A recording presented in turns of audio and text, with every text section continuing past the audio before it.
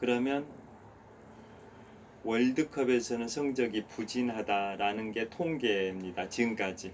그래서 그것도 올림픽의 저주입니다.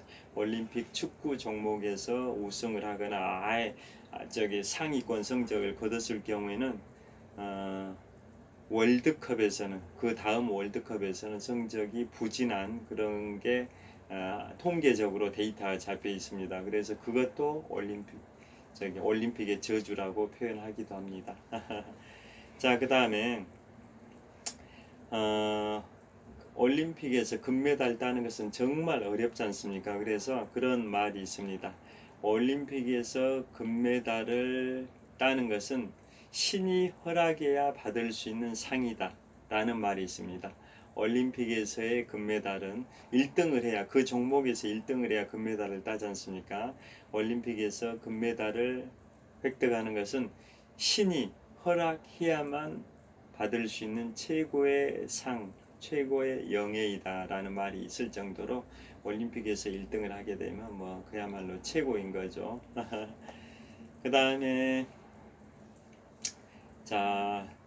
이제 우리나라의 올림픽 그 기록을 한번 먼저 말씀드려 보겠습니다.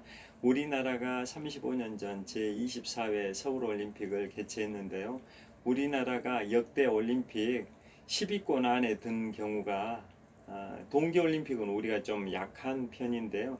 그래도 하계올림픽은 그래도 성적이 좀 양호한 편이었었지 않습니까? 상위권이었지 않습니까? 그 하계올림픽에서 역대 10위권 안에 든 경우가 몇 번이나 있었을까요? 8번입니다. 8번 10위권 안에 들었습니다.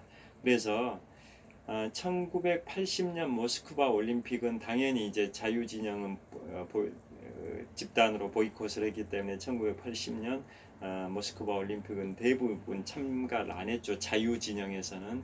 그 당시에 1979년에 소련이 아프가니스탄을 공격하니까 그거에 대해서 미국 대통령 39대 대통령 지미 카터가 자유진영에게 우리 모스크바 올림픽에 참가하지 말자라고 해가지고 대부분의 자유진영 국가들은 모스크바 올림픽에 참가를 안 했습니다. 우리 대한민국도 마찬가지. 그런데 예외적으로 영국, 프랑스, 이탈리아, 호주는 참가를 했습니다. 모스크바 올림픽. 그렇지만 국가 자격으로 참가한 게 아니라 개인 자격으로 참가했습니다. 선수 개인 자격으로. 그래서 보통 올림픽에 입장할 때 그 나라의 국기를 들고 입장을 하는데, 그 당시에 모스크바 올림픽에 참가했던 영국, 프랑스, 이탈리아, 호주는 자유진영에서 참가했던 그 나라들은 선수다 국가 자격으로 참가한 게 아니라 개인 자격으로 참가했기 때문에 국기를 들고 입장한 게 아니라 올림픽 기를 들고 입장을 했고요.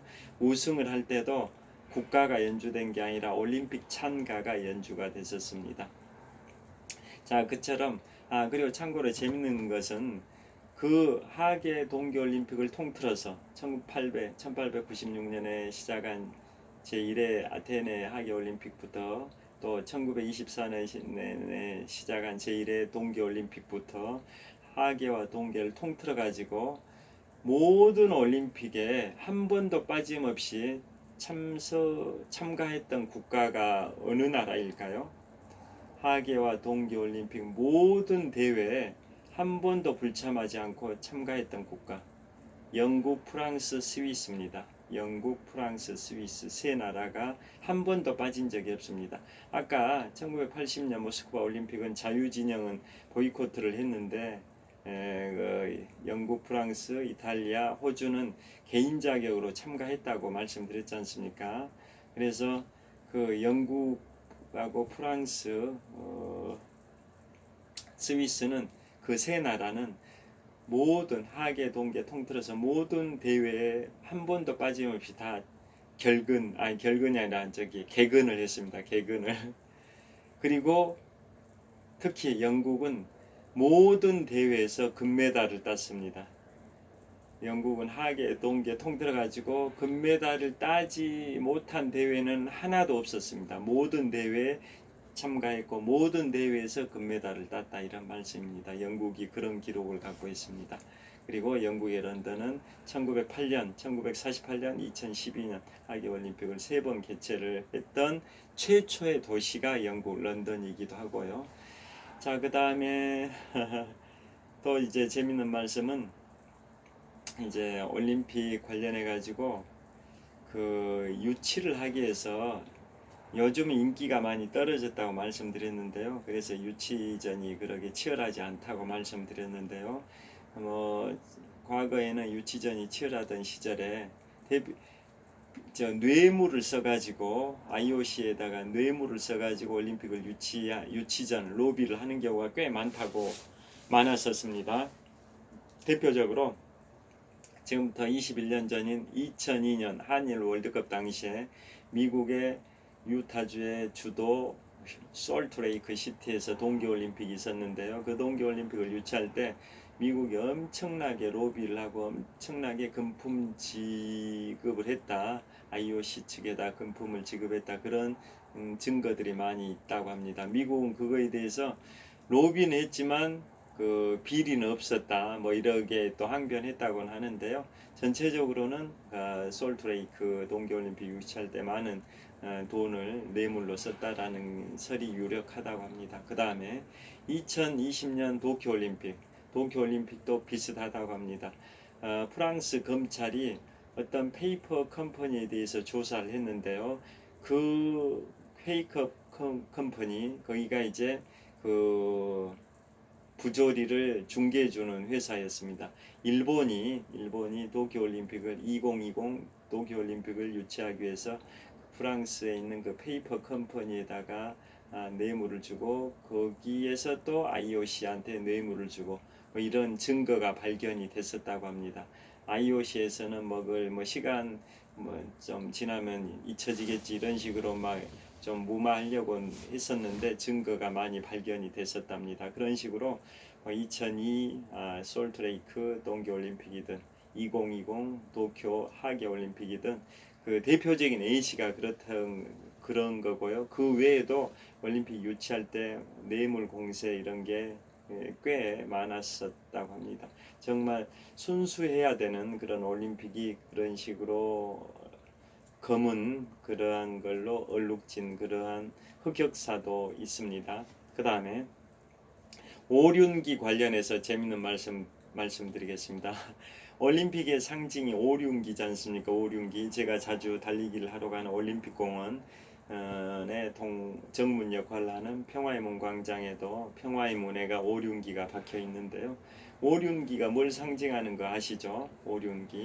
오륜기는 처음에 시작할 때는 5개 대륙을 상징했습니다. 자, 오륜기 보시면 처음에는 그랬습니다. 처음에는 파랑색은 유럽 대륙을 상징했고, 그 다음에 노란색은 아시아 대륙, 그 다음에 검은색은 아프리카 대륙, 그 다음에 초록색은 오세아니아 대륙, 그 다음에 빨강색은 아메리카 대륙을 상징했습니다. 그런데 그게 인종차별적이다라는 그러한 비판을 많이 받았었습니다. 왜냐하면 색깔을 보시면은 파랑색은 백인종들이 많이 사는 유럽 대륙을 상징하고, 그 다음에 아시아는 황색이니까 노란색 황인종을 상징하고, 그 다음에 검은색 그건 아프리카 흑인들을 상징하고, 초록색은 오세아니아가 기본적으로 남태평양 지역의 청정 푸른 지역에 있으니까 초록색 오세아니아를 상징하고, 그 다음에 아메리카 대륙은 아메리칸 인디안들 이런 빨간색을 상징하고, 히스패닉도 빨간색 피부 비슷하지 않습니까? 그래서 이건 인종차별적이다라는 논란이 끊임없이 일었습니다. 그래서 이제는 1976년 몬트리올 올림픽 이후에는 그러한 의미를 다 없애버렸습니다. 오륜계 5개의 그 고리죠. 고리가 원래는 색깔이 각 대륙을 상징을 했었는데, 이제는 인종차별적 그러한 이슈 제기에 대해서 문제점을 인식을 하고 1976년 몬트리올 올림픽 때부터는 그 의미를 다 삭제를 하고 이제는 색깔을 바꾸진 않았습니다. 이제 의미를 다시 부여를 한 거죠. 뭐라고 의미를 다시 부여했냐면 전 세계의 국기들을 보면 나라를 상징하는 깃발, 국기들을 보면 하얀색이나 아까 말씀드린 파랑색, 그 다음에 노란색, 그 다음에 검은색, 그 다음에 초록색, 그 다음에 빨강색 국기들의 색깔들이 대체적으로 이런 6가지 색깔로 구성이 되어 있는 게 대부분이다 이런 거죠. 그래서 오륜기 깃발을 보면 오륜기는 하얀색 바탕에 그 5개 링의 5가지 색깔로 구성이 되어 있지 않습니까? 그래서 이제는 의미를 다시 부여하기를 그 하얀색하고 나머지 오륜기의 그런 색깔들은 다 전 세계 국기들이 사용하는 색깔이 대부분 그런 6가지 색깔의 일부를 사용하고 있다. 그래서 이건 전 세계를 의미하는 거다. 전 세계 국기들이 대부분 이 색깔을 사용하고 있으니까 이 오륜기가 결국은 대륙별로 구분지어 가지고를 의미한다기보다는 전 세계를 상징한다라고 의미를 재부여를 했습니다. 그게 1976년 몬트리올 올림픽 때부터입니다. 그 다음에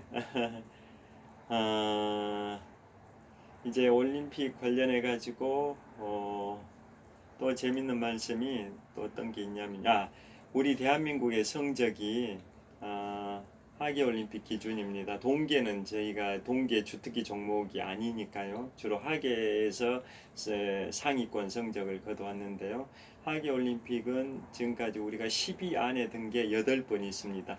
그런데 가장 좋은 성적은 어느 대회였을까요? 대한민국이? 역시 홈그라운드 이점을 살려가지고 지금부터 35년 전 1988년 제24회 서울올림픽 때 종합 4위를 했습니다. 4위. 그 다음에 좋은 성적이 언제였을까요? 2012년 런던 올림픽 때 5위를 했습니다. 5위. 런던 올림픽 때 5위. 그 다음에 6위를 한 적은 없고 7위를 한 적이 2번이 있습니다. 7위. 7위는 언제였냐? 1992년 스페인 바르셀로나 올림픽 때 7위를 했습니다. 1992년 바르셀로나 그때 우리 대한민국의 마라톤 황영조 선수가 몬주익 언덕을 돌파하면서 남자 마라톤 우승을 했던 1992년 스페인 바르셀로나 올림픽 때 종합 성적이 우리가 7위였고 7위. 그 다음에 또 7위가 2008년 베이징 올림픽 2008년 베이징 올림픽 때도 7위였습니다.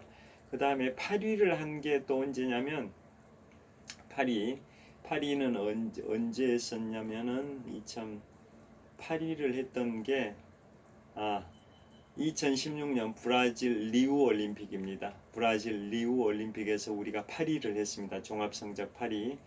그 다음에 9위를 한 게 2014년. 9위를 한 건 2004년. 9위를 했던 것은 2004년 그리스 아테네 올림픽입니다. 그리스 아테네 올림픽 2004년이 있었는데요. 그때 9위를 했고 그 다음에 10위를 2번 했습니다. 10위 2번은 1984년 로스앤젤레스 올림픽하고 1996년 애틀란타 올림픽 미국에서 개최된 올림픽이죠. 로스앤젤레스 1984년 로스앤젤레스 올림픽에서도 10위를 했고 1996년 애틀란타 올림픽에서도 10위를 했습니다. 자, 이런 식으로 우리가 10위권 안에 든 경우가 8번 있었는데요.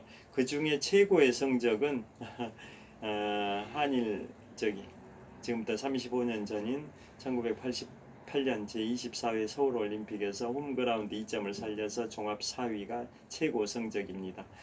그런데 가장 최근 대회인 2020 도쿄올림픽 코로나 때문에 1년 늦게 개최돼서 2021년에 개최했으니까 지금부터 2년 전에 개최했는데요.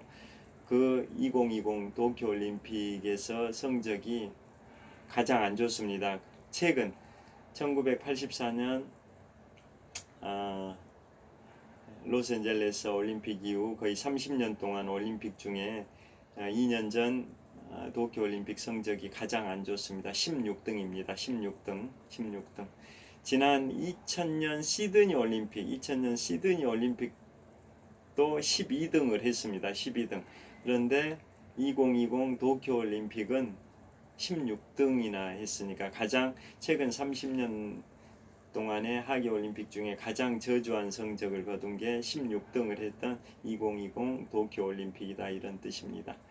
자, 여하튼 대한민국의 성적은 그렇고요. 그 다음에 아까 말씀드릴 때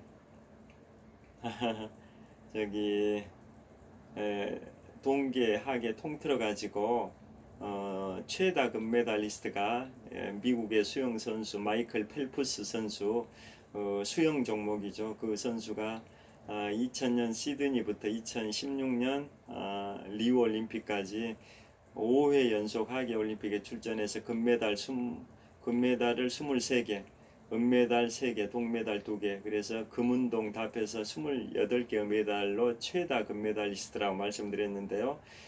우리나라 선수 중에 한 명이 있습니다. 공동 19위. 누구일까요?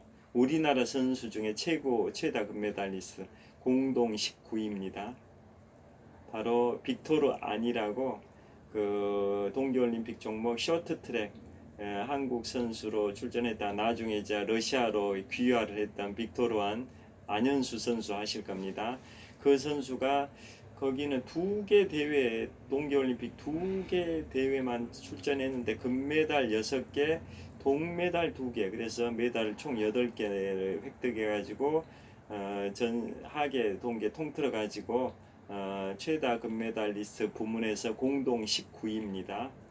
참고로 말씀드렸습니다. 그 다음에 그런 이제 올림픽 관련된 게 있고요. 그 다음에 올림픽은 기본적으로 하계 올림픽은 그래도 대륙별로 이렇게 많이 돌아가면서 했는데요.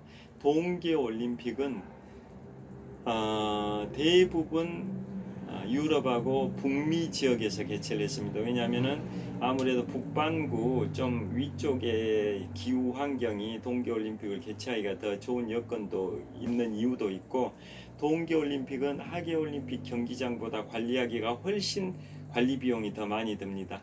하계올림픽보다 동계올림픽 경기장은 관리 비용이 훨씬 더 많이 들다 보니까 지금부터 5년 전에 2018 대한민국 평창 동계올림픽이 있었는데요. 그래서 그 경기장 관리 비용이 많이 들다 보니까 그 경기장 시설들을 대부분 철거하기로 했다라고 인터넷 기사에 떠 있습니다.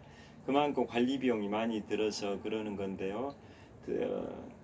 하계보다 동계는 더 관리 비용이 많이 든다, 이런 뜻이고, 특히 이 작년에 2022년에 베이징 동계올림픽이 있었습니다. 베이징 동계올림픽 때는 100% 인공 눈으로 경기장을 조성했습니다. 100% 인공 눈으로.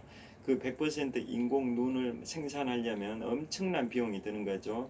우리 스키장도 요즘 지구 온난화 때문에 우리나라 스키장들도 겨울에 스키장을 제대로 운영하기가 어려울 정도다. 그래서 인공 눈을 많이 뿌리다 보니까 제가 예전에 뉴스 들으니까 인공눈을 생산하는데 하루에 뭐 몇백만 원 든다라고 제가 들었습니다. 인공눈을 만드는데.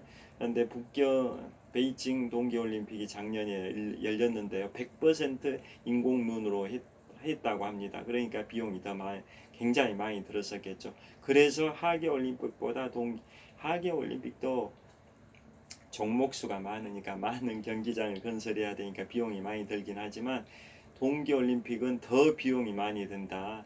개최할 때도 많이 들지만 나중에 사후에 관리할 때도 더 많이 든다, 이런 취지입니다. 예를 들어서 하계올림픽 종목 중에 인기 있는 종목들은 프로 구단에서 홈 경기장으로 활용하고 그러면은 수익이 발생이 되고 그러는데요. 동계올림픽은 그 국민 대다수가 즐기는 종목이 아니다 보니까 그것을 이제 대회가 끝난 다음에, 올림픽 대회가 끝난 다음에 그것을 임대하고 대관하고 이런 수익이 거의 없다라는 거죠. 그래서 관리 비용만 많이 드니까 2018 평창 동계올림픽을 개최했던 그 경기장이나 시설들은 대부분 철거한 것으로 제가 인터넷 기사를 본 적이 있습니다.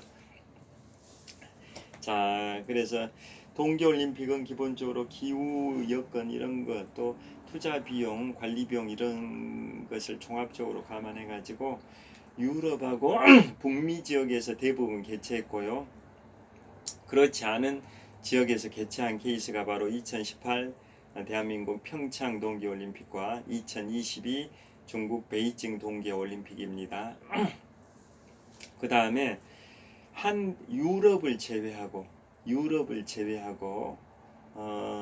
피파 티켓도 유럽이 가장 많지 않습니까? 월드컵 티켓도 유럽이 가장 많은 듯이 올림픽도 유럽에서 많이 개최를 했는데요.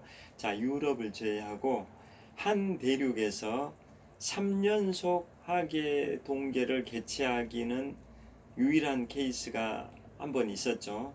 유럽 대륙을 제외하고 한 대륙에서 하계와 동계 총 3연속으로 대회 개최했던 게 언제일까요? 바로 동아시아에서 2018년 평창 동계올림픽, 2020 도쿄 하계올림픽, 2022 베이징 동계올림픽 이런 식으로 대한민국 평창, 일본의 도쿄, 중국의 베이징에서 2년 간격으로 동계, 하계, 동계를 개최했다라는 거죠. 이것은 유럽 대륙을 제외한 나머지 대륙 중에서는 최초 케이스입니다. 그 다음에 그것도 동계올림픽을 연속 개최를 한 거죠. 한 대륙에서 동아시아라는 즉 아시아 대륙에서 2018년 동계올림픽 그 다음에 4년마다 개최되는 또 바로 그 다음 2022 베이징 동계올림픽 이런 식으로 동계올림픽을 2연속 이렇게 동일한 대륙에서 개최한 경우는 극히 드물다고 합니다. 그런데 대한민국 평창에서 2018 동계올림픽 또 바로 그 다음 대회인 2022년에 중국 베이징에서 동계올림픽 이것도 굉장히 드문 케이스라고 합니다. 자, 그 다음에 이 정도로 이제 개략적인 것은 말씀을 드렸고요. 지금부터는 환경 파괴 이슈도 꽤 있다고 합니다.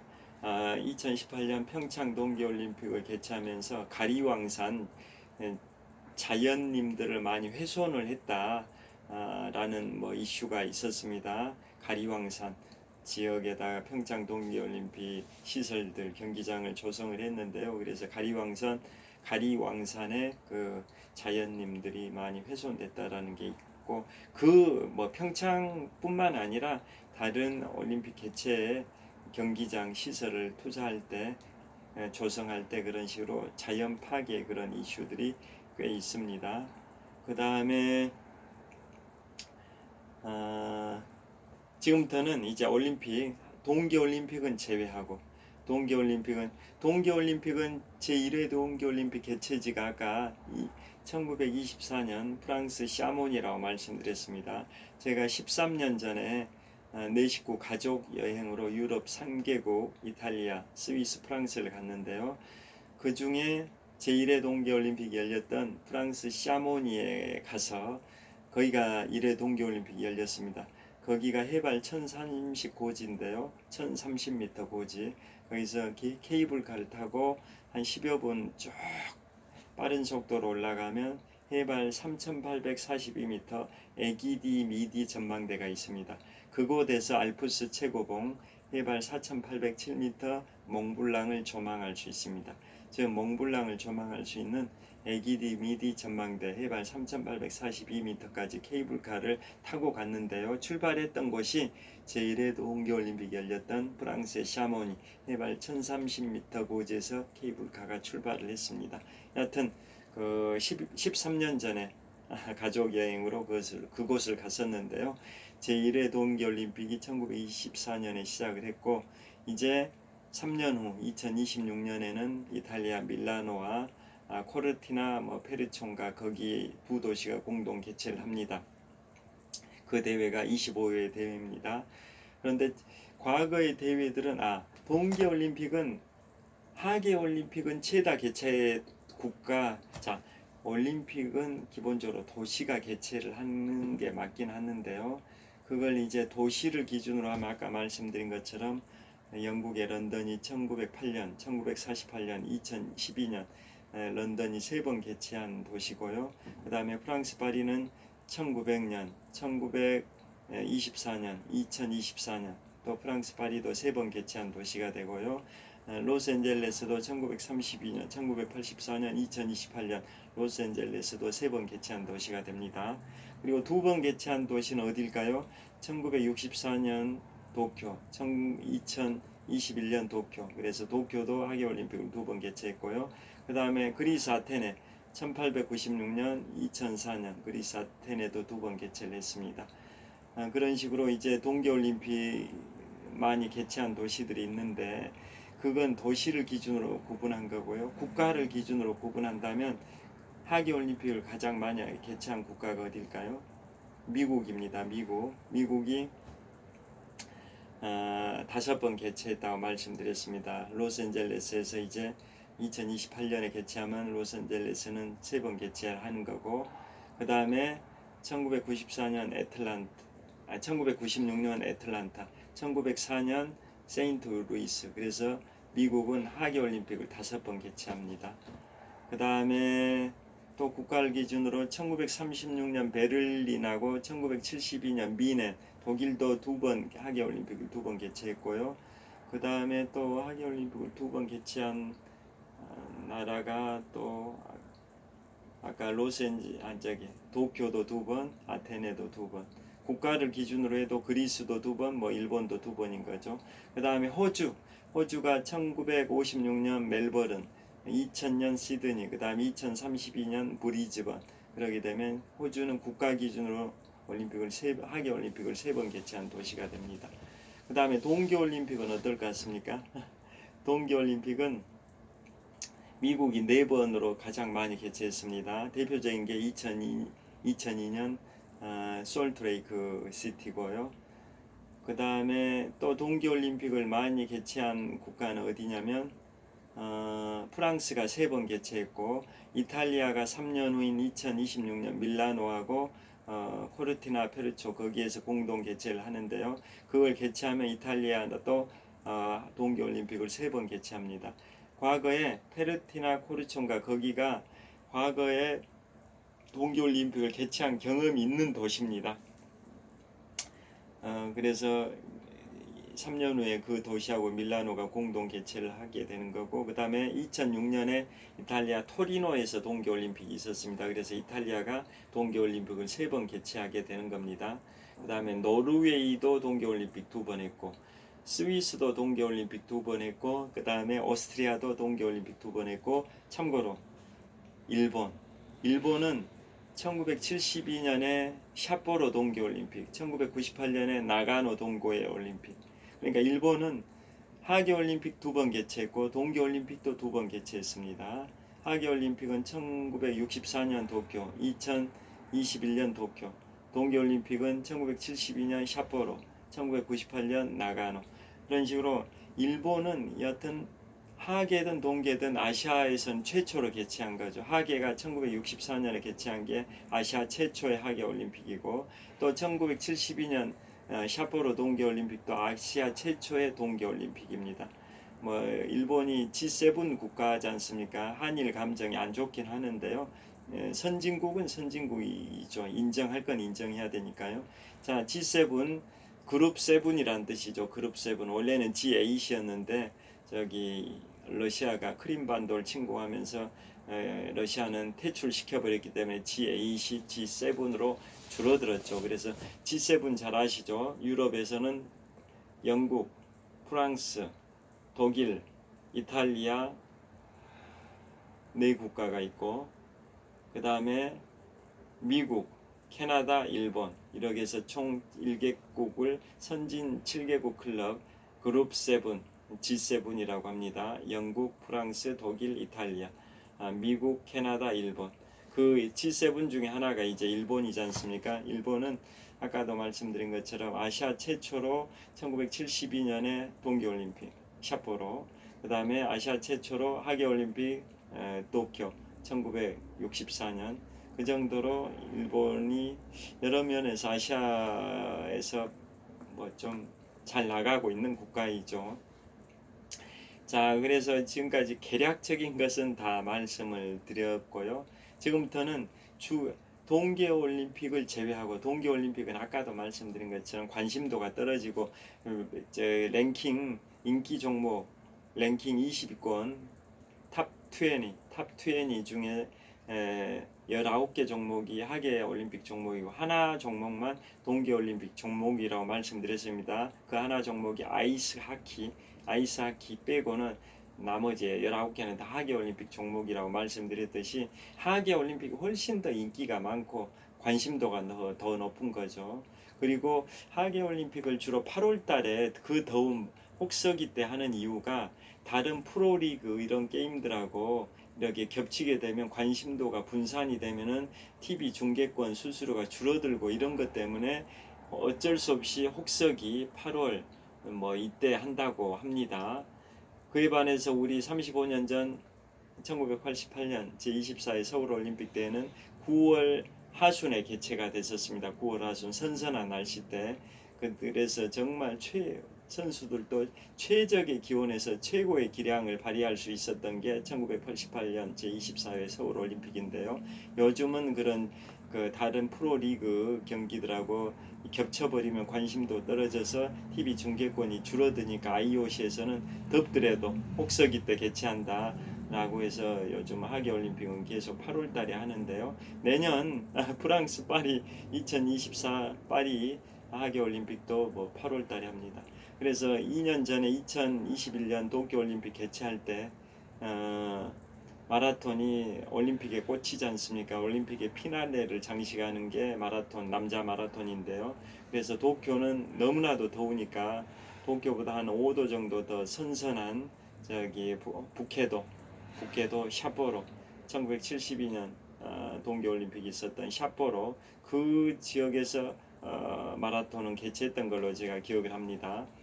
도쿄보다는 위도가 더 북쪽에 있어서 한 4, 5도 정도 도쿄보다 더 기온이 낮으니까 그것도 저녁에 개최를 했죠. 선선한 이제 땡볕인 한낮이 아니라 일몰 후 저녁에 개최했었던 걸로 제가 기억을 합니다. 자, 그게 2021년 8월 9일입니다. 2021년 8월 9일 그때 도쿄올림픽 남자 마라톤이 있었고요. 그 날짜는 바로 1936년 8월 9일에 우리 한민족의 영웅 송기정 선생께서 1936년 베를린 올림픽 8월 9일 날 비스마르크 언덕을 돌파하고 금메달을 따신 날짜하고 똑같습니다. 1936년 8월 9일 베를린 올림픽 송기정 선수 남자 마라톤 우승 그 날짜하고 2021년 8월 9일 일본 도쿄올림픽의 피날레를 장식하는 마라톤 종목도 같은 8월 9일이었습니다. 자, 그리고 지금부터는 이제 동계올림픽은 위상이 낮으니까 제외하고요. 하계올림픽 위주로 주요 대회 특징을 간단히 한 20분 말씀드리겠습니다. 자, 1회 대회 하계올림픽만 말씀드립니다. 1회 대회 1896년 그리스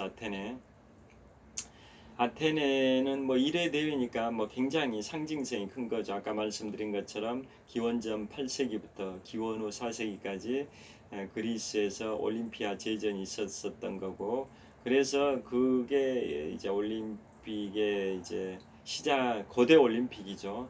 그걸 재현한 게 1896년 근대올림픽 제1회 대회도 고대 올림픽이 열렸던 그 국가 도시인 그리스 아테네에서 근대올림픽 1회 대회를 1896년에 했었던 겁니다. 그 다음에 1900년 2회 대회, 1900년은 파리입니다. 프랑스 파리. 쿠베르탱이 올림픽의 창시자인데요. 쿠베르탱의 모국인 프랑스 파리에서 제2회 대회가 있었습니다. 그 다음에 1904년은 미국의 세인트루이스에서 있었는데요. 자, 2회 대회인 프랑스 파리와 2회 대회인 1900년 프랑스 파리와 그 다음에 3회 대회인 1904년 미국 세인트루이스는 만국 박람회를 할 때 하계 올림픽을 같이 개최했습니다. 만국 박람회 겸해가지고 하계 올림픽을 같이 했습니다. 만국 박람회를 할 때 파리와 세인트루이스에서, 그러니까 그 도시들에서 만국 박람회가 있었죠. 그때 하계 올림픽을 그 년도에 같이 한 겁니다. 그 다음에 1908년 4회 대회가 런던 올림픽입니다. 런던 1908년 런던 올림픽. 그 다음에 1912년이 5회 대회인데요. 이때는 저기 스웨덴의 스톡홀름입니다. 스웨덴의 스톡홀름. 그 다음에 1916년 대회는 아까 말씀드린 것처럼 제1차 세계대전 기간인데요. 그때 독일의 베를린에서 하려고 하다 1차 세계대전이 발발해가지고 취소가 됐습니다. 그게 6회 대회인데 하계 대회는 대회 횟수에 취소되더라도 대회 횟수에 산입을 한다고 말씀드렸고, 반면에 동계 대회는 취소되는 대회 횟수에서 제외한다고 말씀드렸습니다. 그래서 1916년 제1차 세계대전 당시에 독일 베를린에서 개최하기로 했다가 취소됐던 대회지만 6회 대회 횟수에 포함이 되어 있습니다. 그 다음에 7회 대회 1920년 벨기에의 안트베르펜입니다. 벨기에 안트베르펜. 그 대회가 하계 대회 때 동계 종목을 같이 포함시켰던 마지막 대회입니다. 1920년 벨기에의 안트베르펜. 그 다음에 1924년 프랑스 파리입니다. 프랑스 파리. 그 프랑스 파리가 아까 1900년 2회 대회, 또 그 다음에 1924년 8회 대회도 있었고, 그때로부터 100년 만에 내년에 2024 프랑스 파리에서 세 번째로 하계 올림픽을 합니다. 그 다음에 1928년이 바로 네덜란드 암스테르담입니다. 네덜란드 암스테르담. 그 다음에 1932년이 10회 대회로 미국 로스앤젤레스입니다. 그 다음에 1936년 독일 베를린 올림픽. 독일의 아돌프 히틀러가 2차 세계대전을 일으키기 3년 전에 개최했던 독일의 베를린 올림픽입니다. 1936년 우리 대한민국의 송기정, 그 당시에 일제강점기하에서 송기정 선생께서 베를린 올림픽에 출전하셔서 비스마르크 언덕을 돌파하시면서 그 당시에 2시간 29분이라는 세계 신기록으로 남자 마라톤을 우승하셔서 한국인의 기상을 세계 만방에 떨치셨던 게 바로 1936년 베를린 올림픽입니다. 그 다음에 1940년은 제2차 세계대전 시기였죠.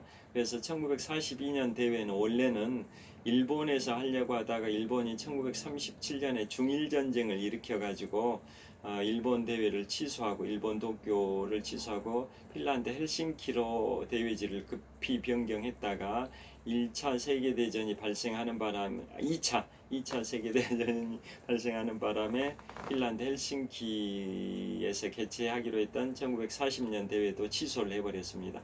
그 다음에 1944년은 원래 영국 런던에서 하려고 했는데요. 2차 세계대전이 아직 안 끝나가지고 그 1944년 영국 런던 대회도 취소를 해버렸습니다. 그 다음에 이제 1948년에 영국 런던에서 개최를 합니다. 런던이 이제 두 번째로 개최를 하게 되는 거죠.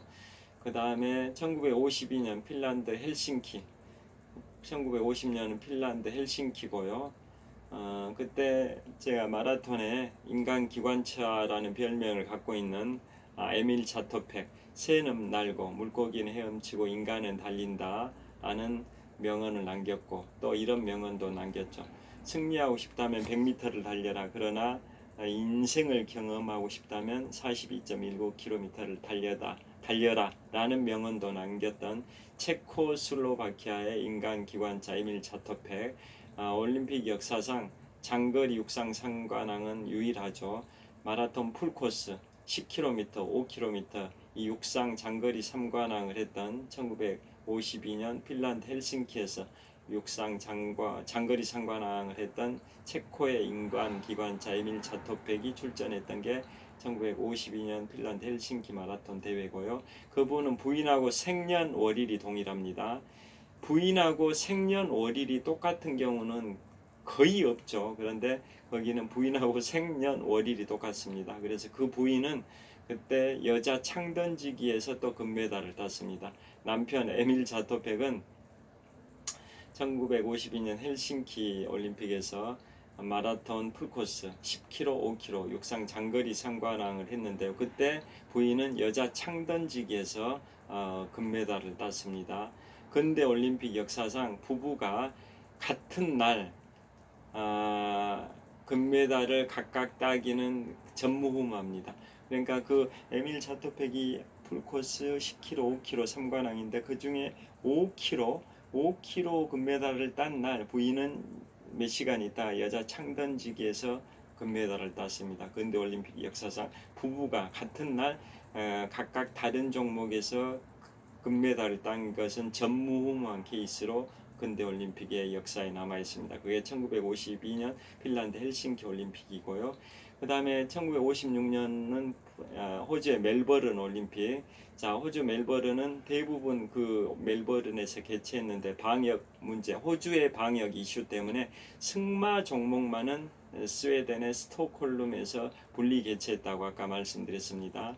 그 다음에 1960년 이탈리아 로마 올림픽. 자, 그 다음에 1964년 도쿄 올림픽.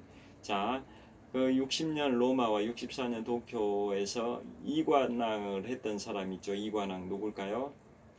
에티오피아의 맨발의 마라토너 비킬라 아베베 선수 맨발의 마라토너 1960년 이탈리아 로마 올림픽에서 맨발로 42.19km를 달려서 우승을 했고요.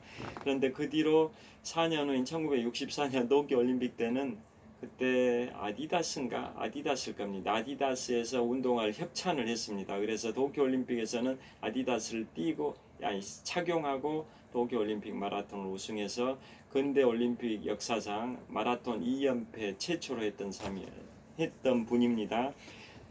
근대 올림픽 역사에서 마라톤을 2연패한 케이스가 3번입니다. 3번.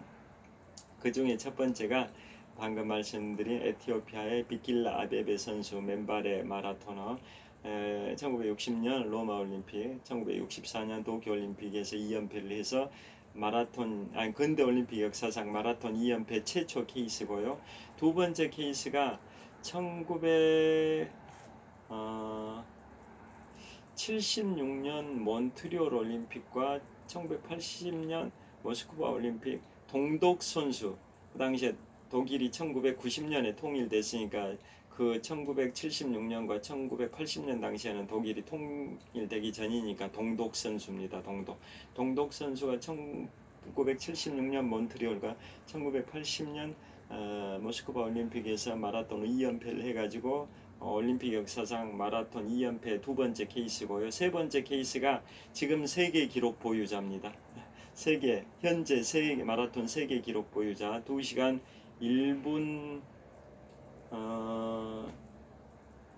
9초? 2시간 1분 9초인가 길 겁니다.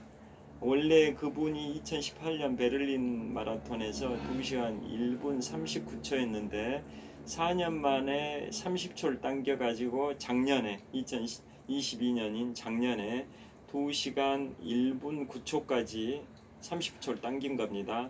그래서 앞으로 70초를 당기게 되면